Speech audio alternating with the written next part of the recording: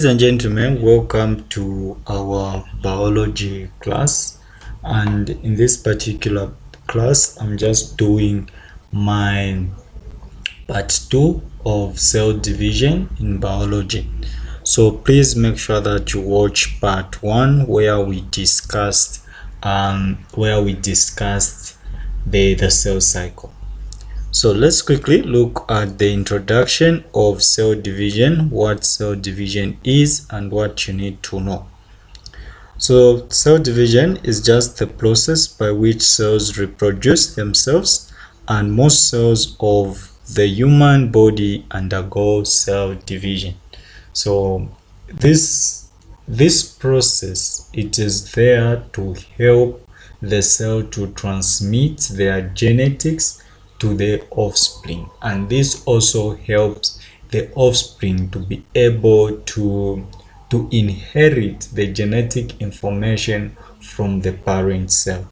So it is a two-way thing, and the major reason for this particular process to take place is just for reproduction. You can talk about bacterium, they reproduce through this process.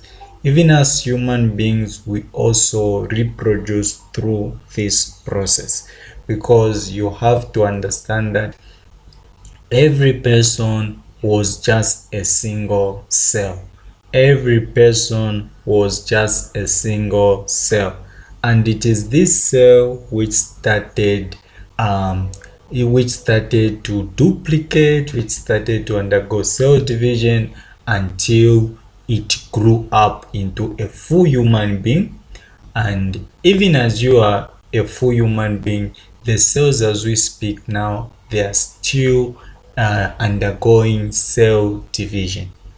All right, so with that information, we can say there are two types of cell division, like I touched a bit in the first class, which is part 2. So there are basically two types of cell division. There is what we are calling somatic cell division. This is what in simple terms we say mitosis. So this type of cell division, it only occurs in somatic cells. It only occurs in somatic cells, such as the skin cells, such as the muscle cells. Remember, we can't consider the nerve cells because they have lost their ability to undergo cell division. But you can talk about the skin cells, you can talk about the epithelial cells, you can talk about the digestive cells. Almost all the cells that a human being has, they undergo this type of cell division. There is another type of cell division which is called the reproductive cell division. This is known as meiosis. So the reproductive cell division, it is the type of cell division which actually started before you were born. Okay, even before your parents were born, this type of cell division started taking place.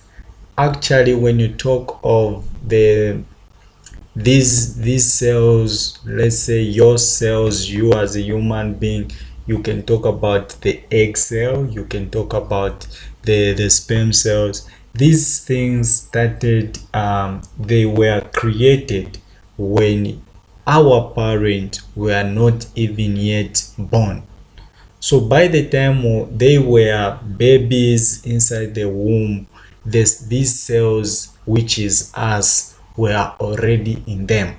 So it's something that that is a little bit funny, but you can understand that. Yeah, something like that. So gametes, they are the only ones that undergo reproductive cell division, and there are only two cells that fall under the gametes, which is the sperm cell, which can also be said to be the spermatozoa, and also the egg cell, which is known as the oocyte. So these are the only two cells that undergo meiosis. We'll look in detail about that. Let's quickly look at mitosis. I won't go much in detail about mitosis, but I'll give just a brief explanation of mitosis. So you need to understand that the cells that undergo mitosis are just somatic cells. So these somatic cells, they undergo mitosis and the cytoplasmic division, which is known as cytokinesis. If you check the previous class, when you watch the previous class, you're going to understand that during the process of the cell cycle, the cell will undergo interphase, then it will go the mitotic phase.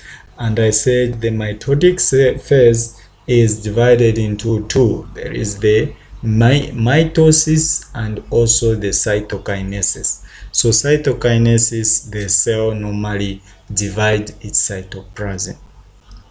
Then one feature about mitosis is that it produces two identical cells.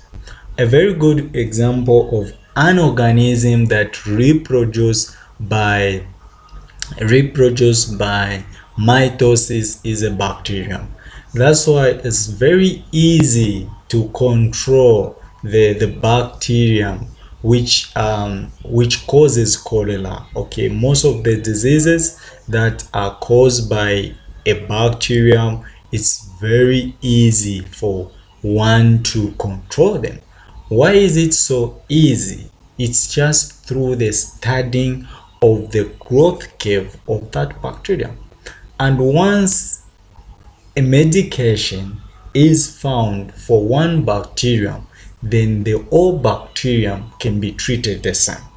That's why it's very possible to have one single medication used to cure 1,000 of people.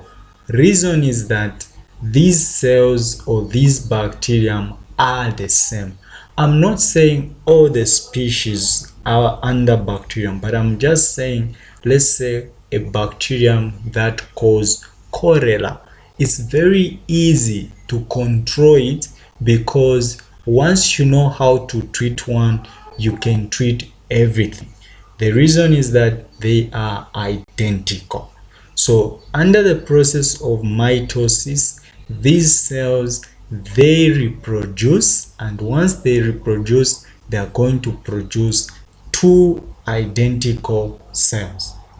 In the same cells, like us in human beings, okay, we have different types of cells, and these cells, they also have organelles in it. So there is a special organelle which undergo mitosis, and this organelle is called the mitochondria, which is known as the powerhouse. So the powerhouse, the mitochondria, which is sausage-like in feature, it undergoes the process of mitosis, and that's through binary fission. Then the other character of mitosis is that they have the same number and kind of chromosome as the original cell. The human cell contains 23 pairs of chromosomes. One member of each pair is inherited from each parent. Then two chromosomes can make up each pair, which is called the homologous chromosome. So when these chromosomes come together, they make up the homologous chromosome. So in mitosis, they normally contain similar genes which are arranged in the same order. So when you talk of mitosis, both the parent cell and the daughter cells, they have the same similar genes, and these similar genes, they are arranged in the same order. Then the somatic cells, one of the usage of the somatic cells is that they replace dead cells. they replace dead cells. Like the skin, when you rub off your skin there, you're going to see some dead skins. You see some dead skins which are black. No matter how much you bath, they'll still come there. Those are just some dead skin cells that you can see there. So those are just some dead skin cells. So those dead skin cells, they are going to be replaced.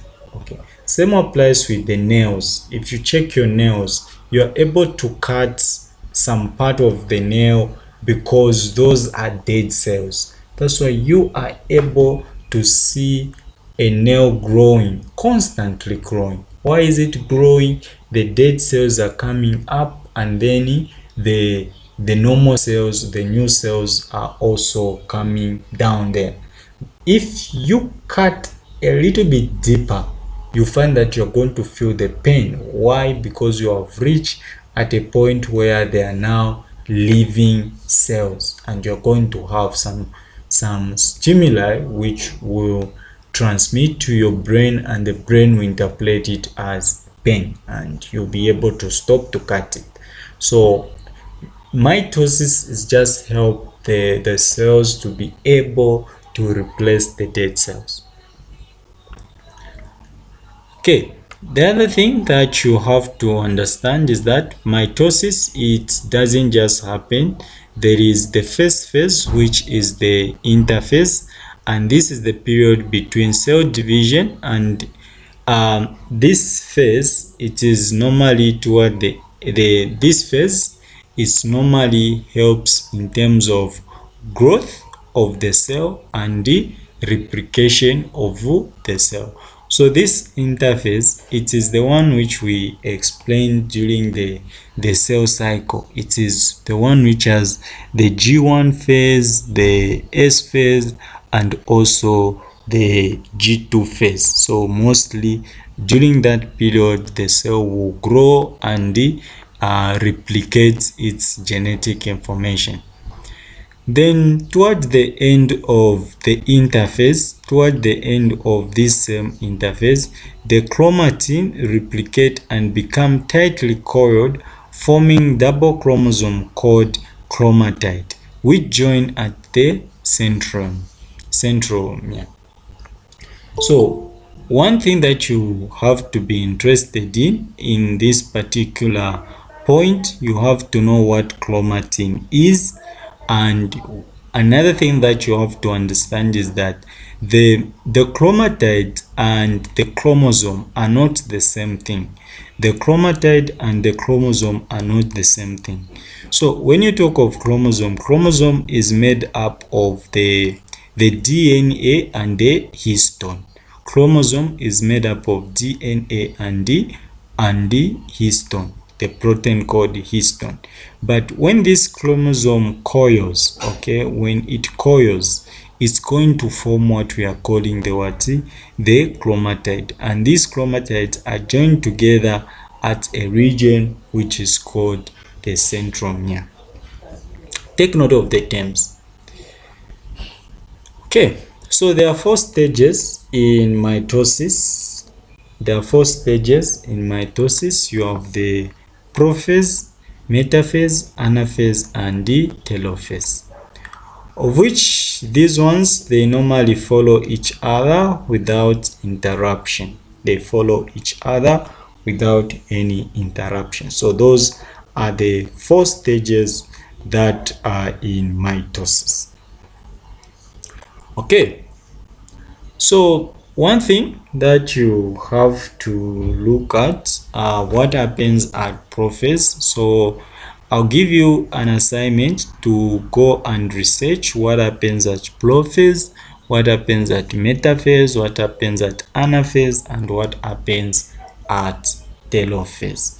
So those are the parts which I've given you to go and research. So go and research what happens at prophase, what happens at metaphase, what happens at anaphase, and what happens at telophase. So these are just some few questions which I prepared. So there is this one and there is that one. So from my explanation, I've already talked about what happens to the mitochondria. It is the human organelle where you expect to find some binary fusion, which is due to mitosis. Okay, since I'm interested much in explaining meiosis, so what I'll do is I'll go further and look at meiosis, but I'm not going to finish it all, but I'll just do part of it. So meiosis is the type of cell division that occurs to produce the germ cells. So germ cells, these are just the sex cells which are found in the human being. And daughter cells, which result in meiosis, they carry half the number of chromosome, which is known as the haploid number, and half of the amount of genetic material compared to the parent cell. So it is half. They don't carry the full. It is half as compared to mitosis. Then in meiosis is also known as reductional division. This is due to the fact that there is reduction of chromosome or genetic material. That's why it is known as the reduction division. Then meiosis is only occurs during the formation of gametes. So when you talk of formation of gametes, we are simply talking about the sperm cells, which is known as the spermatozoa or the spermatides, and the oocytes, which is known as the egg cell. Then there are some characteristic feature in meiosis is that the nucleus divides twice successively. So these are some of the few points which are in the exam questions, which most of the people do not remember. So during meiosis, the nucleus divides twice, unlike in mitosis where it divides once, but in meiosis, the nucleus divides twice. So meiosis is normally divided into two. We have first meiotic division, which is known as meiosis 1, and we have second meiotic division, which is known as meiosis 2. From there, we can write it in that particular form. So meiosis is divided into two. You have meiosis 1 and meiosis 2. So meiosis 1 has interphase, but not really, because some books they say there is no interphase in meiosis. Quote me right on that. For some books they say there is no interphase in meiosis. That's according to some books. But some books they'll say interphase does not only exist between meiosis 1 and meiosis 2. That's according to some books. So it depends with who has set your exam paper and who is marking. So it depends on what your lecturer knows.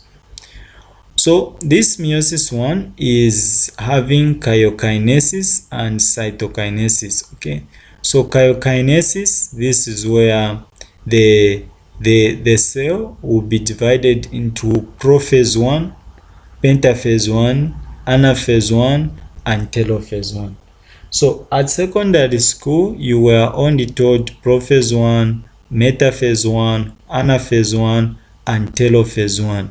But one thing you need to understand is that prophase 1 is divided into 5 categories, which is leptotin, zygotin, pakitin, diprotein, and dikinesis. So there are 5 classes of prophase 1. The first class is leptotin, where the cytoplasm will be the chromosome will be visible and you are able to see them in the microscope. Then you have zygotin, that's where some chromosome exchange will take place. Then you have packaging.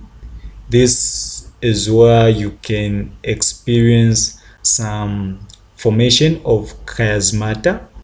Then you have diprotein. The chromosome will start dividing, and then dikinesis. This is where now it will finally divide. Then once all that is done, they will undergo cytokinesis, and after the cytokinesis, the cell will go into interkinesis. So during interkinesis, the cell normally rests a bit. Then chiokinesis again for meiosis 2. So meiosis 2 will come in. You're going to have chiokinesis, which is divided in prophase 1, prophase 2, metaphase 2, anaphase 2, and telophase 2. This is just a little bit similar to mitosis. And then lastly, cytokinesis. The end product of cytokinesis is 4 daughter cells. The end product of meiosis, it is 4 daughter cells. It is 4 daughter cells. Okay, so 4 daughter cells you need to expect in meiosis. Though meiosis in male is different from meiosis in the female. Meiosis in the male is different from meiosis in the female, such that in the male you need to expect 4 sperm cells to be produced, that is in male, and then in female you just need to expect 1 egg cell to be produced, and the rest are known as polar bodies. But overall, all of them are just known as the daughter cells. With this information, I can look at first meiotic division. So for first meiotic division is the reduction division. That's where the name of meiosis being called a reduction division came from. And at the end of this division, the 2 result daughter cells have half the number of chromosomes, which means that at the end of meiosis 1, you need to expect the cells to have a haploid number of chromosomes. Though this is somehow exceptional when you talk about human beings, but I can't go much in detail because this is not human anatomy, specifically embryology. Okay, so with this information, we have to know that meiosis, there will be the starting of interphase. So the cell organelle will replicate, which will take place at S phase. So replication will take place at the S phase, and then the size of the cell will increase, which will take place at G1 and G2 phase. Then DNA molecule undergoes replication still at S phase. That's where all this will take place. Then each chromosome exists as a pair of chromatides. Remember, the chromosome will coil, and then they'll form what we are calling the chromatide, which is joined together at the centromere. With this being explained, this is just a brief explanation of what meiosis 1 is all about. So you have prophase 1, you can see the chromosomes, the homologous chromosomes trying to cross over. But I have seen some of the exam question, they will not just use prophase 1, but they will explain or ask you about zygote, dikinesis, lactotin, and many other parts of prophase 1, which there are 5 of them. But I'll explain that in my next lecture class, because if I go in detail and just talk about prophase 1, this might take us about an hour until I finish everything up to meiosis 2. So I'll just give the brief, and then later on tomorrow I'm going to finish up meiosis 1 up to meiosis 2. So here the homologous chromosome will be able to be seen during prophase 1. So the chromosomes are visible at prophase 1.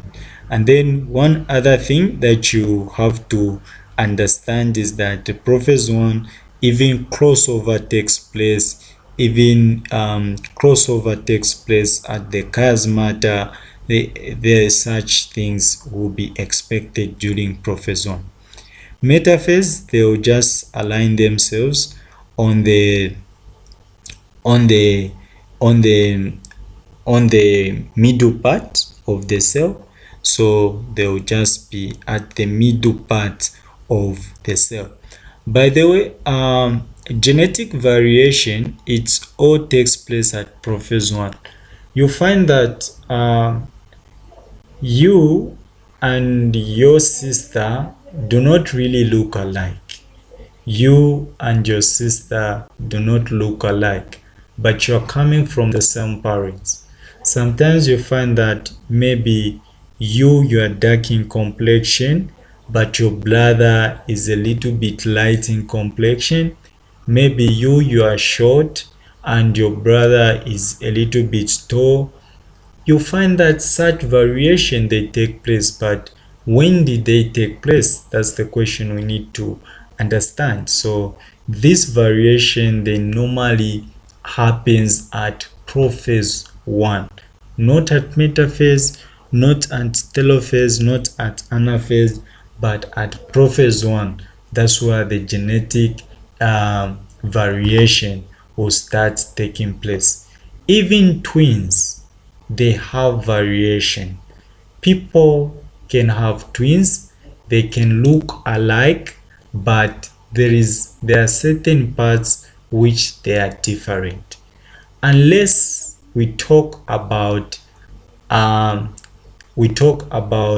the identical twins, which came from the monozygous twins, the category called monozygous. So these guys, they come from the same cell, they come from the same cell, and then that cell had to divide into two, and they were able to have two twins. Mostly these twins, they share the same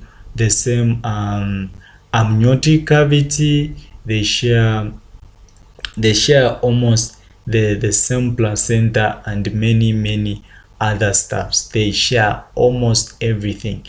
Though these twins are rare to survive, in most cases you find that one might not survive and the other one might survive because of the complexion, and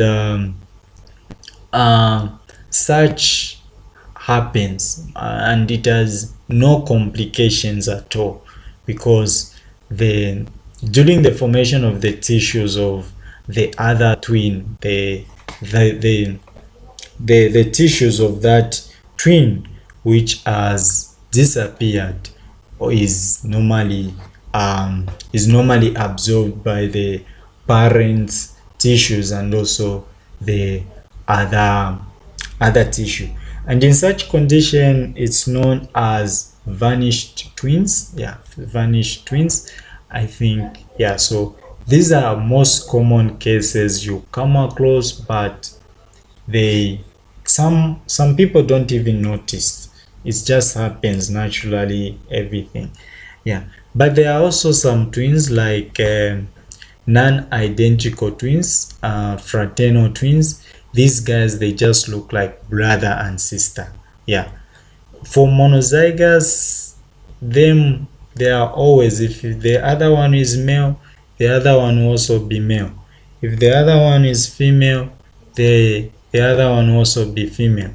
That's the category of them. But for the fraternal twins, they'll simply look like a brother and a sister. And the difference in genetic information, it will take place at prophase 1 because there is some exchange of gametes within the cell. So at metaphase, they align themselves at the metaphase plane, and then after that they will undergo anaphase, whereby one set of chromosome would be pulled toward the pole and another set will be pulled toward the other pole. Then telophase, it will divide. Telophase, it will divide like that. So ladies and gentlemen, in my next class, I'll go in detail and look at prophase 1, what happens at prophase 1, and what happens at meiosis 2. So prophase 1, it's a long part, it's a little bit long, and also meiosis 2 is a bit long. That's why I have to cut the class and we can continue tomorrow. So tomorrow we are going to have a class and we'll finish up this topic, so that we'll look at genetics and inheritance, where I'll explain much on a lot of information about genetics. In the meantime, have a blessed day.